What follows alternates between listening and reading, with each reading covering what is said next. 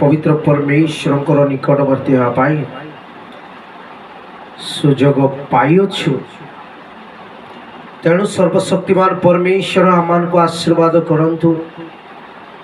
ए दिन मानकर ईश्वरंकर आज्ञा बही जीवन यापन करने ईश्वर आमान को साहाय्य प्रदान करंतु। प्रिय परमेश्वर लोक माने ईश्वरंकर आज्ञाबह हेबा एक आशीर्वादर विषय। आज्ञाबहता ईश्वरंकर निकटवर्ती कराए। आज्ञाबहता ईश्वरंकर दृष्टिकर विषय हुए। तेणु ताको वाक्य लेखा गला एफिसियो पुस्तक 6:1 हे पिला माने, हे संतान माने,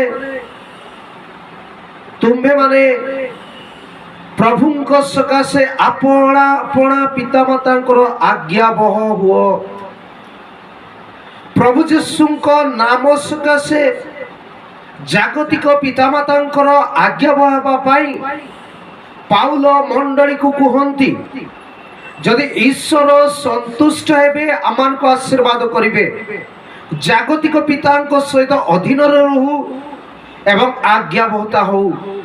जदि आमे जागतिक पितार आज्ञाबह हो पारुना, तेबे अदृश्य वास्तव आशीर्वाद आकर याहे से आमानकर पिता तांकर आज्ञाबह आमे कि प्रकार हेबा, से आमान को पुत्रत्वर अधिकार देइछंती। प्रभुंक सकाशु परमेश्वरंकर आज्ञाबह हेबा आमानकर कर्तव्य। प्रिय परमेश्वर लोक माने ए दिन मानकर पवित्र आत्मा मान को साहाय्य करंतु। जदि आमे ईश्वरंकर आज्ञाबह हेबा आम पाई आशीर्वाद रही अछि। निराश आसीबो, दुख आसीबो, अपमान आसीबो, अभाव आसीबो, असंभव विषय आसीबो, किंतु जो माने आज्ञाबहता हेबे बा ओबीडियंस हेबे परमेश्वर सेमान को पाई नुआ नुआ द्वार खोलिबे। ईश्वरंकर वाक्य लेखा जाए, आमे जे द्वार खोलिबा केही बंद करि पारिबे नाही। जदि ईश्वरंकर प्रतिज्ञा सत्य, तांकर संतान माननकु से आशीर्वाद करिबे।